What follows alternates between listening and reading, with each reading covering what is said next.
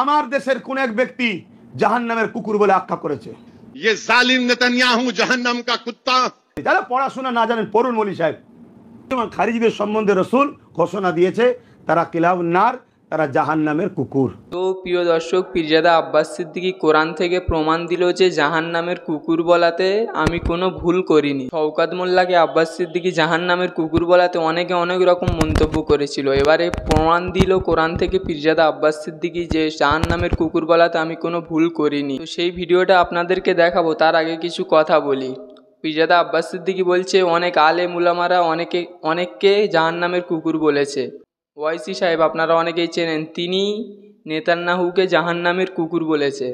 ये जालिम नेतन्याहू जहन्नम का कुत्ता। এরকম অনেক বড় বড় স্কলার আলেম উলামারা অনেকেই জাহান্নামের কুকুর বলেছে।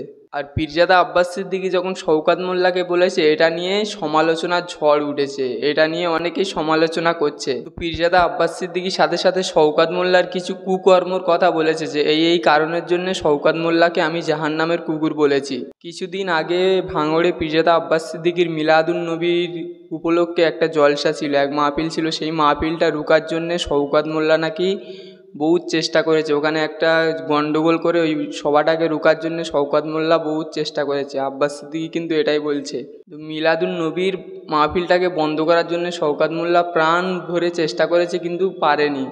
আবার শওকত মোল্লা কিন্তু অন্য ধর্মের অনুষ্ঠানে শওকত মোল্লা যায়, সেখানে গিয়ে ঢোল বাজায়। তো অন্য ধর্মে শওকত মোল্লা কিন্তু পার্টিসিপেট করে, আল্লাহর সঙ্গে কিন্তু শিরক করে এই শওকত মোল্লার মতো মানুষেরা। অন্য ধর্মের অনুষ্ঠানে গিয়ে ফিতে কাটে। শওকত মোল্লা কিন্তু হিন্দু ভাইদের ধর্মের অনুষ্ঠানে যায়, গিয়ে শিরক করে আল্লাহর সঙ্গে।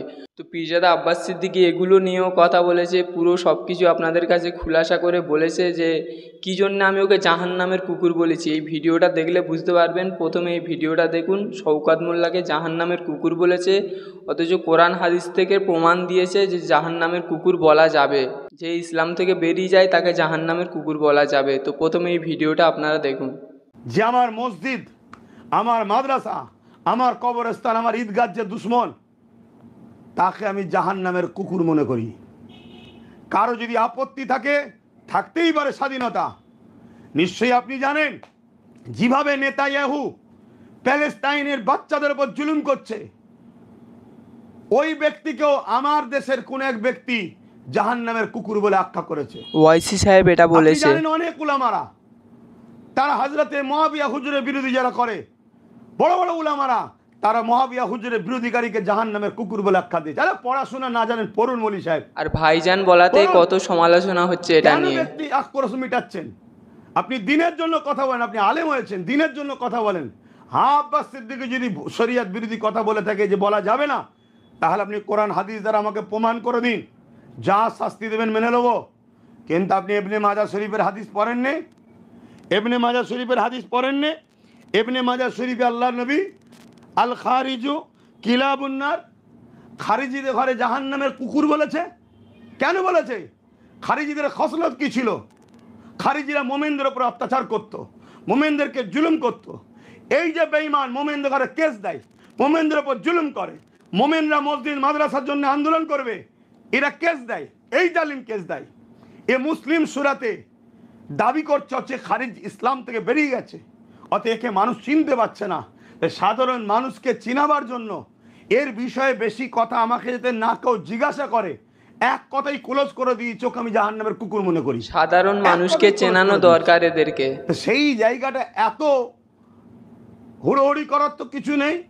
যারা হুড়োহুড়ি করছেন, আমি আবার বলছি, মান আহাব্বা লিল্লাহ ওয়া আবগাদা লিল্লাহ ওয়া আতালিল্লাহ, কিছু ভাড়াটে বক্তারা এটাকে নিয়ে হুড়ুহুড়ি করছে, সমালোচনা করছে। দুশ্মনী করে আল্লাহর জন্যে, বন্ধুত্ব করেন আল্লাহর জন্যে, বিচ্ছেদ হন আল্লাহর জন্যে।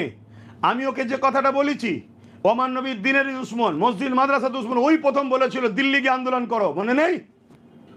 ওয়াকাব নিয়ে আন্দোলনের সময় ওর বিরোধী করেছি। আর আপনারা যারা ওর পক্ষে দাঁড়িয়ে আমার বিরোধী করছেন, আপনারা কার জন্য করছেন? আল্লাহর জন্যে। হ্যাঁ, অতএব মান আহাব্বা লিল্লাহ ওয়া আবগাদা লিল্লাহ ওয়া আতা লিল্লাহ ওয়া মানা লিল্লাহ ফাকাদ ইসতাকমালাল ঈমান।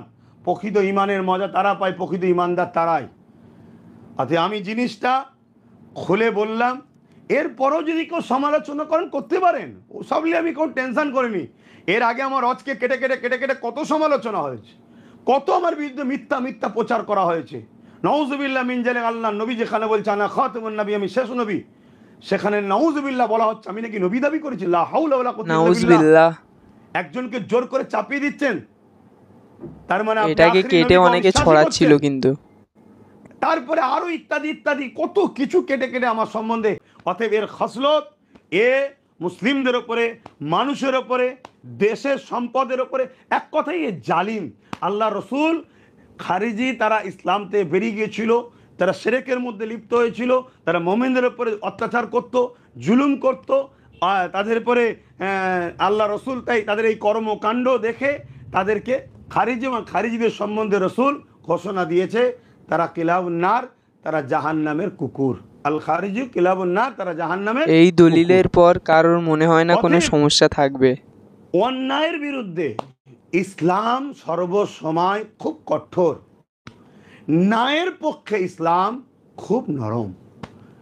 আজকে গরিব মানুষকে মারবে, খুন করবে, অত্যাচার করবে, মা তুলে গাল দেবে, বাপ তুলে গাল দেবে, করতে করতে করতে করতে তুমি ঈদে মিলাদুন্নবী বন্ধ করবে, তার মানে তার বিরোধী করবে, তার মানে তুমি বলবে মসজিদ মাদ্রাসা কবরস্থান ঈদগাহ এখানে আন্দোলন করা যাবে না। তুমি একজন মুসলিম দাবি করে বলো কি করে? তাহলে তুমি মুসলিম নয়, তুমি মুনাফেক। তা তোমার বিষয়টা সমাজকে জানাতে দরকার, তাই জানা থেকে আমি বলেছি।